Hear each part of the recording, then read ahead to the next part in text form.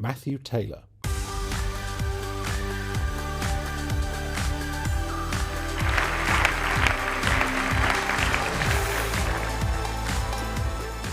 Well, thank you all. When I spoke last year, there was about 27 people there, so I don't know what you've been told I'm going to say, but thank you all for coming along.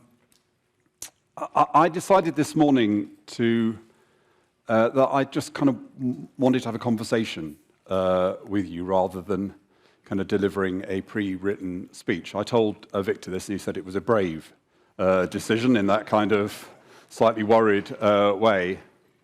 And then, just feeling a bit nervous, I just met Andy Burnham outside, and he said, "You doing a speech?" I said, "Yeah, I decided just to have a kind of conversation with people."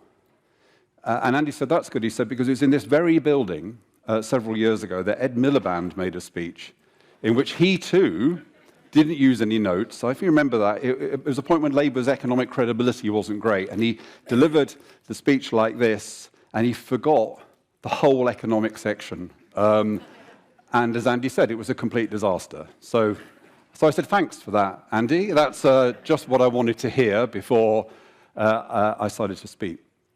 So look, I do want to start by saying thank you. I want to say thank you for coming, because I know that with the junior doctors' action, it's been particularly challenging for people to make it here. We've just heard that there are now more than 4,500 people here, so this is an even bigger event than last year. It's been great that Amanda is here, that we have the Secretary of State. You'll hear from Wes Streeting slightly later this afternoon, Richard Meddings. So it's great to see so many people here, and I do just want you to do one little bit of audience participation, which is the team at the Confed and the team at NHSE who've been working on this event for months and months, and then a couple of weeks ago realized that it was going to be clashing with this industrial action, had to address that and deal with that, and a few speakers dropping out. But they have been a fantastic team, and it's because of their hard work that we're having such a great conference. So I'd just like you to thank the NHS Confed and NHSE team who've organised ConfedExpo.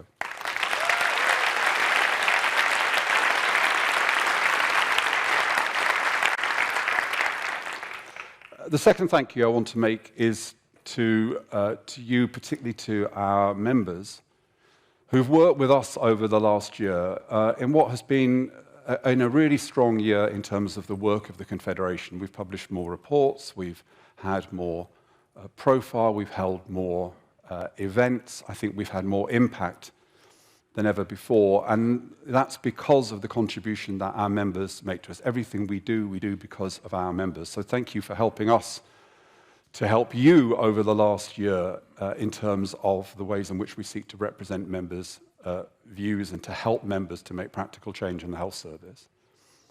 And then finally, to echo points that you heard this morning, just to thank you for your service, for getting through the toughest winter the NHS has ever experienced, for the progress that we are now able to make in relation to backlogs and key targets.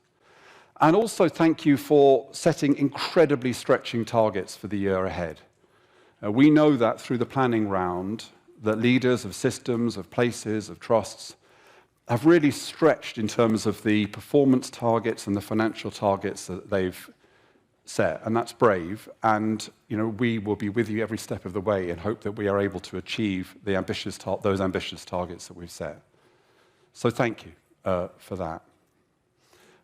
As I said, speaking like this, chatting with you, trying to make eye contact with people, it does feel a little bit nerve-wracking, but at the Confed we published a report in responding to our members asked us to do this. We published a report on trans allyship last week, and having dealt with the kind of media and social media response to that, I have to say that that's done wonders for my pain and risk threshold. So I wanted to mention that report because I'm proud that we did it and we responded to our members who wanted us to do it, but also because I want to emphasize that one of the things I think we have a duty to do in the Confed is to be willing to do things that are sometimes controversial, whether it's talking about racial disparities in health outcomes, whether it's identifying the health impacts and the impact on our staff of the cost of living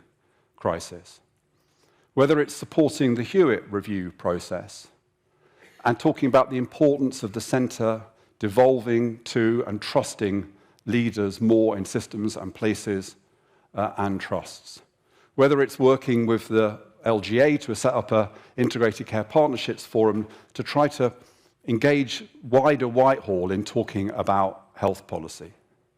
We know that you put yourselves on the line every day of the week as health service leaders, and it's important that we as your representatives are also willing to take risks sometimes, to say things that are difficult to say. It's not easy for you to do a lot of the time. It's our job sometimes to do that. But the other thing I want to say is that it's also the case that we don't always agree with each other all the time. I've come into the health service relatively recently, and I've heard it said that sometimes in the health service what we say to each other is not the same as what we say about each other. Or as someone put it, what we say in the boardroom is not the same as what we say in the car park. So I think another important job for the Confederation, representing all parts of the health system in England, in Northern Ireland, and Wales, is to sometimes convene those difficult conversations. So in the last year, we've brought together leaders of acute trusts and systems to talk about how to make that relationship work and to discuss some of the challenges of making that relationship work. In our primary work, we've been really clear that we understand the huge challenges that primary care faces, but we're really clear that primary care needs to operate at scale. It needs to engage with places and systems. That's the future of primary care. We've organized a forum for place leaders, and in that forum, we encourage really honest conversations between colleagues in local government and the health service, the third sector, about how we make collaboration work, how we avoid a kind of local blame game. So I think it's really important that we play that role of taking what could be zero-sum conflicts and trying to turn them into positive-sum solutions. But in the rest of what I'm going to say, I'm not going to be talking about what we disagree about. I'm going to be talking about what I hope we agree about. I'm going to talk about 5 things that I think, 5 shifts that if we were able to make them, would carry the NHS into our next period with real confidence. And I want to encourage us to think about how we can mobilize behind a shared vision for the future of the health service. This, I think, is one of the real imperatives we have now. Why? Why do we need that shared vision? Well, firstly, because we have this 75th birthday. What better time is there to refresh, renew the story that we have about the health service? Secondly, we have a general election looming. And we know that in a general election, there is always a danger that the NHS becomes a political football, or that the political parties try to outdo each other in their retail offer. And I think it's really important to encourage, in that debate, a focus on what really matters and a focus on the long term. And thirdly, I think it's important to have a shared vision because of the moment that we're at. We're at a moment when the opportunities for people to empower themselves in relation to their health are growing every day. It's possible to find out more about your health. It's possible to monitor your health. It's more possible to diagnose what might be wrong with you. There is an ever-growing number of organizations seeking to sell us things to help us to take control of our health. Now, if we in the health service don't grasp those opportunities, if we don't empower and personalize ourselves within the context of our commitment to equity, then what will happen is we will see an ever-growing divide between the healthy haves and the unhealthy have-nots. So let me talk about the 5 things that I think we need to do. The first is we need to have a health strategy, not just policies for the NHS. This is so obvious. Our country has become sicker and poorer. This is a kind of remarkable thing for a person of my age. I've lived through all sorts of difficult times, the winter of discontent, the recession in the 80s, but we always felt that when we got through those little cycles, we were always going to be getting better off and always be living longer and healthier lives. So that's stalled over the last few years, and we have to pick up the consequences of that. So if we are to thrive in the health service, we need things to happen that happen outside the health service. We know we can't succeed unless we sort out the terrible crisis unfolding in social care. We know that we need action on smoking, on nutrition, on exercise. And of course, we need also action in relation to the social determinants of health, housing, employment. Yesterday, I went to a fantastic primary care practice in Russia. I'm just down the road. And I spoke to a GP there, brilliant GP. She said to me that, and she clearly looked hard at the data, that 1 in 4 of the people she sees, their problem is not actually a health problem, it's a housing problem. So if we're going to tackle the issues that we face, we need to do that within the context of an overall strategy to improve the nation's health. And unfortunately, I think when it comes to government, we're going in the wrong direction. We were promised a health disparities white paper across Whitehall. We were promised a mental health strategy across Whitehall. Now we have a major condition strategy led by the department. Now we're working with that strategy. We want it to be as good as possible. But I don't see that concerted, joined-up effort around health. So that's the first thing we need. We need a national strategy to improve health. The second thing we need is obvious. It's investment. We know the effect that the austerity decade, half the level of growth that we needed to have over that 10 years, we know the effect that had on us. We know that we went into COVID already vulnerable, already with 100,000 vacancies, already with a crumbling estate, and we know that COVID hit us harder than it hit other health systems because of that.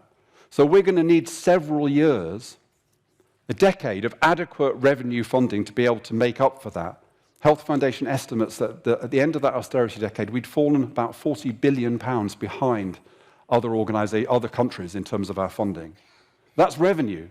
But the situation in terms of capital is even worse. Half the level of funding that's average in the OECD. That huge backlog that Richard Meddings talked about this morning, the difficulty of investing in digital in the ways that we want to, and that lack of capital investment is a huge barrier to the innovation that Amanda Pritchard talked about this morning. And of course, it goes without saying workforce, and we all hope that we are finally going to see that workforce plan, and it's going to be properly funded.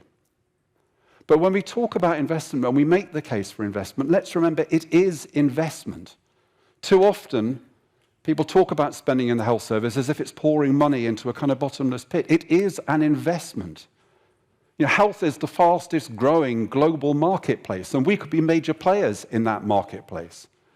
Within local economies like this, here in Manchester, the health service is a massive player in terms of employment and investment and procurement. And of course, if you don't get your health and care system right, it has a massive impact on your economy. And one of the biggest challenges we have, look at the inflation figures. Everyone's worried about inflation. Part of what drives inflation is labor shortages. And why do we have labor shortages? Because we have millions of people who are not working because of their health and care needs. So when we don't put money into the health service, it has a huge impact on the economy. So we've got to talk about investing in health as an investment for not just the health service, but for the whole country. The third thing we need to do is we need to start to deliver on something we've been talking about for many, many years, but we haven't achieved. And that is that shift, that proportionate shift of investment in the health service upstream into primary prevention, services based in the community, in people's homes. We know how important that is. We know that unless we do that, and by the way, it's acute leaders who say this to me as much as anybody else, and we're just caught on the hamster wheel of meeting demand when it presents itself at the front door of the hospital. But yet again, we're not necessarily going in the right direction. The government has cut public health funding year after year. We have fewer GPs, a lot more hospital consultants, but fewer GPs. So we're not doing that. We're not investing upstream, and we've got to do that. We will not have a sustainable health service unless we are better able to use the money in different ways in terms of prevention and support in the community. So how do we do this? We know it's hard because we've been talking about it for a long time and we haven't done it. So I think two things. I think firstly, we have to say, we want politicians to say that it is a national target, it is something that we will report on, we'll be accountable for, that we want to achieve that shift of resources. Just like Patricia Hewitt called for a commitment to prevention in her report. So we need to be accountable nationally at system level for achieving that shift of resources upstream. And then secondly, at kind of other side of this is we need to support those practical initiatives that are starting to make this happen. So one of the things I've become really enthusiastic about going around the country is care coordination systems. So often these started with an acute problem. How do we reduce the number of people coming to A&E? How do we get people out of hospital quicker? But then, I go to the places that are doing this best. I was in Wolverhampton a couple of weeks ago, for example. What you've got is a kind of war room of people from different agencies, from different disciplines, working together, taking calls from the ambulance service, working to deal with that issue there and then, identifying where there are gaps in provision in the community, starting to think about how we need to fill those gaps, using the opportunities of virtual care to develop different kinds of pathways. And in the best of those examples, now starting to look at the data, working together, starting to look at the data, thinking about how it is we can intervene earlier with the people who are most likely to be ending up ringing an ambulance because they feel they've got an emergency. And that is, for me, when I see that, that is collaboration in action. That is integration and collaboration in action. So the second thing we need to do, if we want to get that upstream shift, is to support the momentum of initiatives like that are starting to practically shift those resources into the community and into prevention. And the fourth thing we need to do, and I've stolen this phrase from Cathy McLean from Nottinghamshire ICS, we need to invert the pyramid. So, I think it's great, the NHSE's commitment in their operating model to devolve. I'm pleased that today we see the government's response to the Hewitt Review, and whilst, as Victor said earlier, it doesn't give us everything we want, there is a commitment to try to go further, to reduce the number of targets, to reduce the number of over-specified, over-regulated funding pots. So it's good to see that, and I understand there'll be a new NHS mandate announced, and hopefully that too will go in that direction. Now, there is a gap, however, between the rhetoric of devolving and the actual experience people are still having within the system. So we've got to go further, and at heart, I think this is a cultural challenge. Too often in the NHS, when we talk about accountability, what we think of is accountability upwards to the people who are in control above us. So the accountability that NHS England has to DHSE, that systems have to NHS England, etc., etc. We need to reverse that and talk about accountability being what you owe downwards. How accountability should be about, are you empowering and enabling those people that you're overseeing? Is the department enabling NHSE? Is NHSE enabling systems? Are systems enabling trusts? Are trusts enabling their clinicians, their managers? And this isn't just some kind of ideological commitment to devolution. The evidence is really clear that where the center of organizations is strategic and focused and not micromanaging, it has more impact. When leaders have more autonomy and more trust, they're more likely to innovate. Indeed, what we know about the best systems and the best organizations is they have this characteristic. They combine top-down drivers of improvement, strategy, accountability, resourcing, with lateral drivers of improvement. That's a culture of improvement. That's about peer-to-peer support, professionalism. And then bottom-up drivers, which is to do being responsive to the public, to communities. That is what you get. That's the most dynamic system. And at the moment, still, and as I say, it's great to hear the commitment from NHS England and from the department, but still it feels like it's too top-down to be dynamic in the way that we want it to.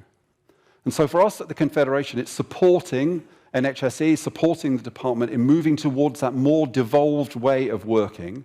But it's also a challenge for us as the Confederation. How do we become part of that lateral effort to drive change and improvement? So that's why I'm proud that we're announcing this week a partnership with the Health Foundation, with their Q network around improvement. We're doing more and more work on leadership development. We want to be a player supporting you, supporting our members in driving improvement and change in a health system which feels more dynamic and balanced in the way that it works. But ultimately, if we're talking about empowerment, and this brings me to my fifth and final point, ultimately when we're talking about empowerment, what matters most is empowering the people that we serve. And that's why I think the fifth thing that we need to agree about and to talk about in the context of this 75th birthday is a new social contract with the public. 75 years ago, the health service set out with a paternalistic medical model. We were the experts, the public were passive, we would cure them. That was the simple model. We all know now that it works very differently to that. We know the vital importance of patients feeling a sense of agency and control in their treatment.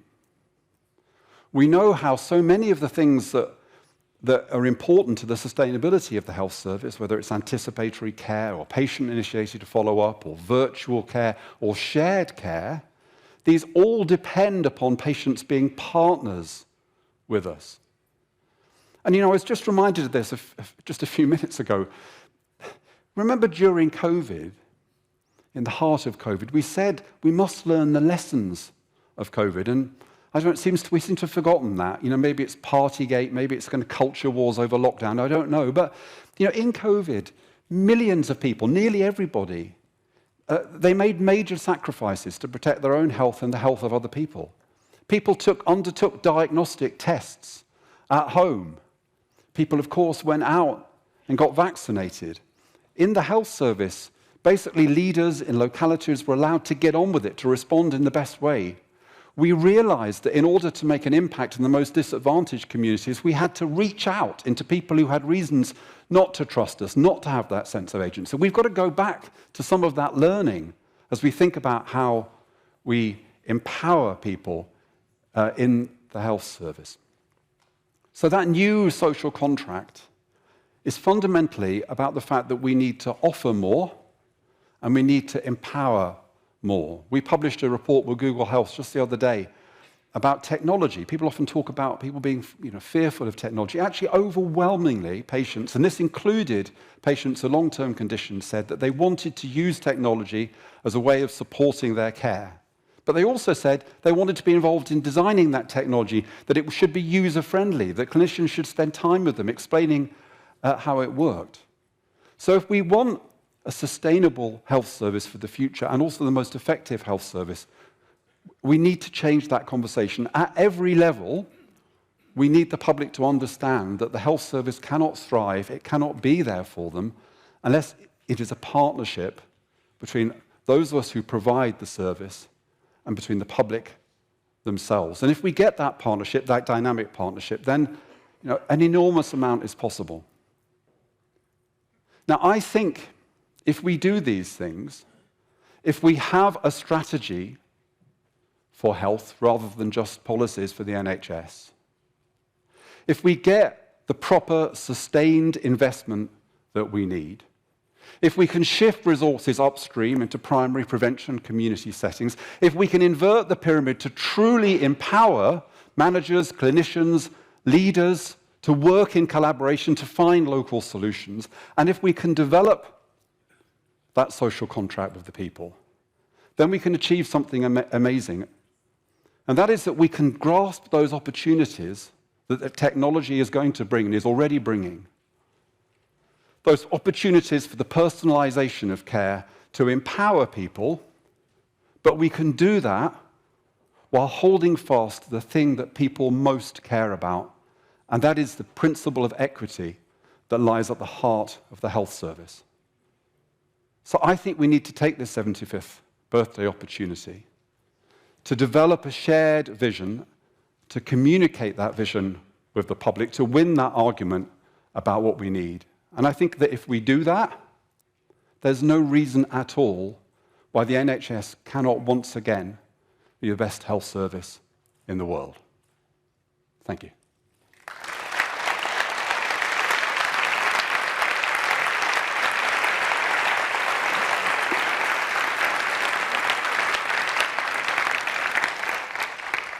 So whenever I speak, I always say, does anyone want to ask a question? And no one ever does want to ask a question. It's a real issue I've got. So does anybody want to ask a question? See, it always happens. Oh, yes. Oh, thank you. Oh, there's a mic coming. Thank you very much. What gives you hope and joy with the future of the NHS, and what keeps you awake at night and you worry about?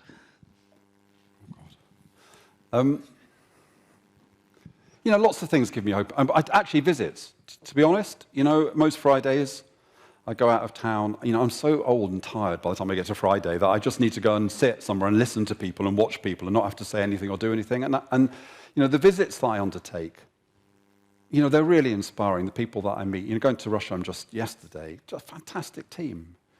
And actually, do you know what? It's both things at once, because I go to that team in that primary care centre, doing fantastic stuff in an incredibly challenging community. As I said, GP telling me that 1 in 4 of her patients, it's really a housing problem. Doing amazing work, but yet they told me they've got, I think, 15 GPs, they've got 9 GP vacancies. Despite the fact that it's a fantastic centre with great sense of commitment, it's really hard to retain people. And so actually, wherever I go, I see the two sides of the same coin. Everywhere I go, I see really amazing things happen, and then people go, but it's more difficult than it ought to be. So I think they're always, I don't think there's kind of two worlds. I think they're the same world. Every time I talk to a leader, they say, we're doing this really good stuff. I want to share this, I want to share that. And then they'll say, but it's quite difficult dealing with all the targets coming down on us. We haven't quite got, I'm a bit worried about the money, et cetera, et cetera. That is, I'm afraid those are both sides of the story that I hear. But I do get my greatest joy from actually meeting people in the front line. Yeah. Any others? Yes.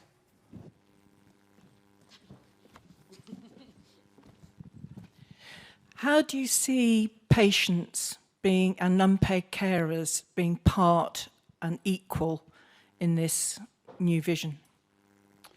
Yes, I think that's absolutely vital. Without unpaid carers, then everything would just completely fall apart. And I think if you're a carer, you often feel taken for granted. I think we have even kind of perverse incentives that the more that you care, a state that is overstretched feels that it can pull back because you're providing the care.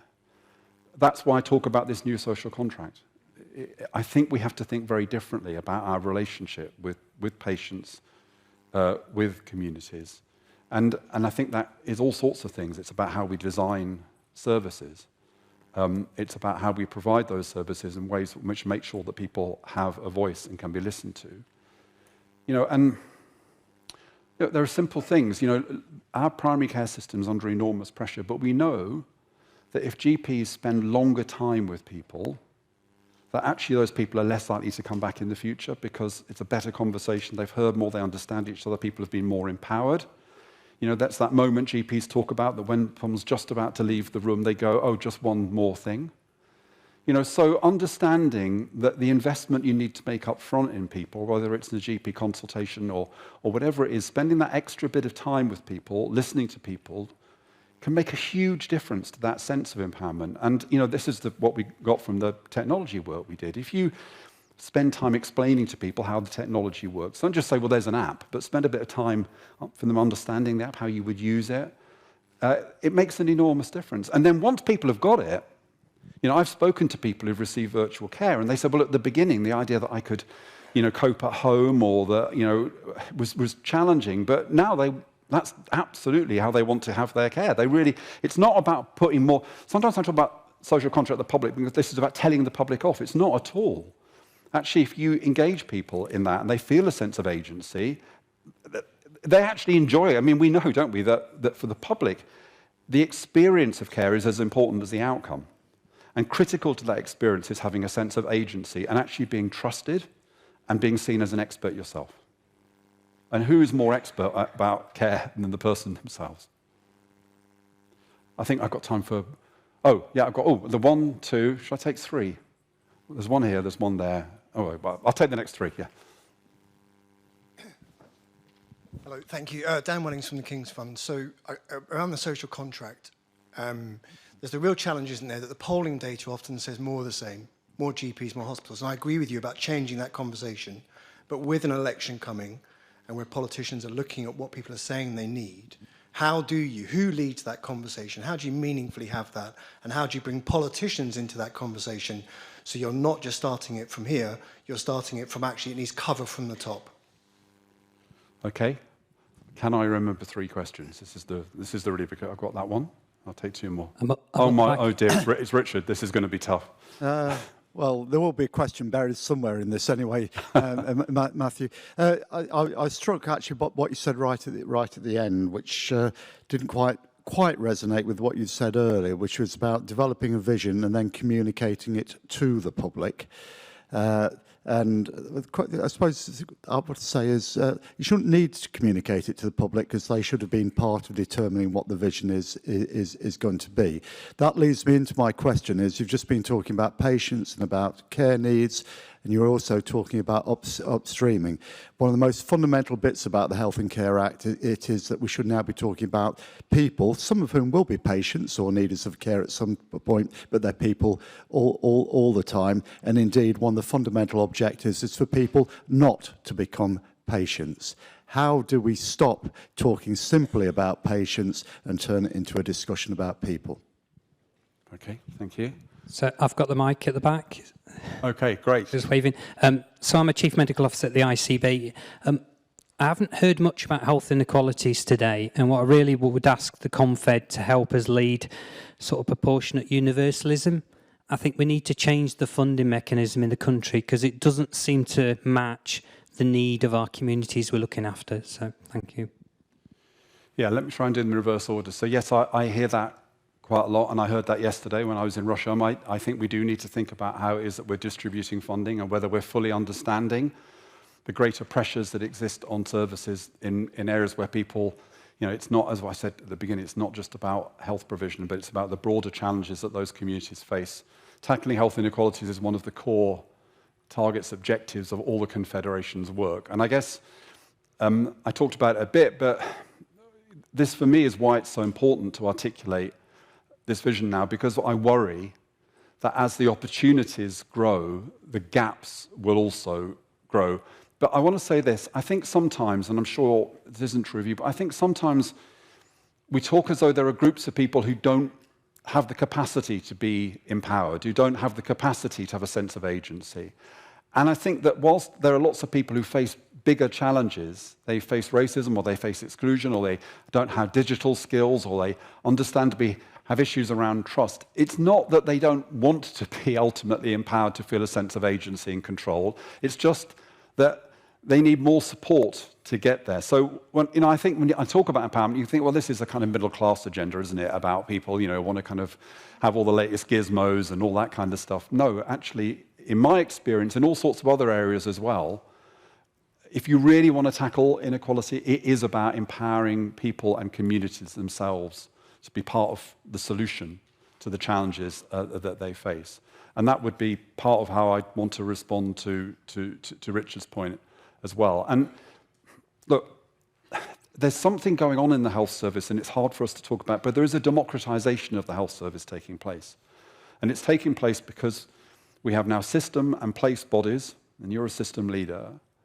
And these bodies are bodies where local government and the third sector is there as a genuine partner, as representatives of the community. And I think it's a challenge for us as NHS organisations to realise we're no longer just existing in this kind of NHS world. We are now existing in a world with people who have a democratic mandate. And there's a lot, I would say, and I'm not just saying this because it's you, Richard, but there's a lot I think we can learn from our local government partners. Local government has had absolutely no money for the last 10 or 15 years, and they've had to have really difficult conversations with the public about what they can do and what they can't do, and the role of the public in enabling local government to provide services facing those kinds of pressures. And I think we can learn quite a lot from local politicians, for example, about how it is we engage the conversation engage the public in a more honest conversation. So I think some people find that democratization of the health service, the fact that we're working in partnership with elected people, with third sector community organizations, slightly threatening. I think it's fantastic. I think that has to be the future. And then finally, and to your point, well, I guess that's why I'm standing here and saying it, because we've got Wes coming up in a few minutes. I have no idea what he's going to say, but if he has questions, I encourage you to talk to him about these shifts, about what are we going to do to move resources upstream into primary and prevention and community? What are you going to do, Wes, to make sure that you're not just health secretary, but you're part of mobilizing the whole of government around our health? We have to. That's what the reason I'm speaking to people here is I think those of us in the health service who understand these challenges, who understand what we need for the long term, we have to get our act together and to say it and to keep saying it and to take the opportunity of 75th birthday to drive it home. We know that the public tends to be focused on narrower issues if they look at it through the lens of newspaper headlines. But as Richard knows, if you actually engage the public in things like citizens, juries, participation, they get this stuff. So we've got to be willing to take the conversation to the public and work with the public to have that long-term vision of a sustainable health service. And I'm really confident that if we do have those conversations, and now we've got new ways to have conversations with our partners, I really do think it's an argument we can win. Well, thank you all. Oh, I was just about to finish. No, but it's fine. No, one more question. Sorry, no. This one. Sorry to delay you. No, that's not me. Shane Carmichael from Kaleidoscope Health and Care. Matthew, as a Northern Irish man working in England and Wales, I've always been struck by the potential and power of that three-country lens that the Confed have. I'm just really interested in your perspective on some of these challenges in Northern Ireland, in Wales, particularly opportunities for learning.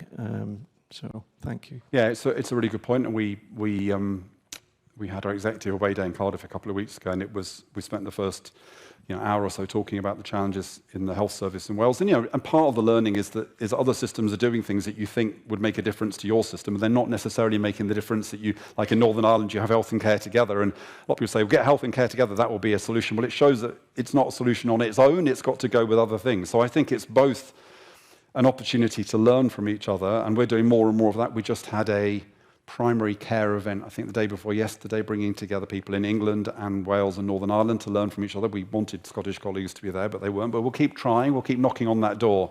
So yeah, I think there's a lot that we can learn from each other, both about what works, but also about not being simplistic about what the solutions might be, because solving problems is never about one thing. It's about a whole lot of things working together.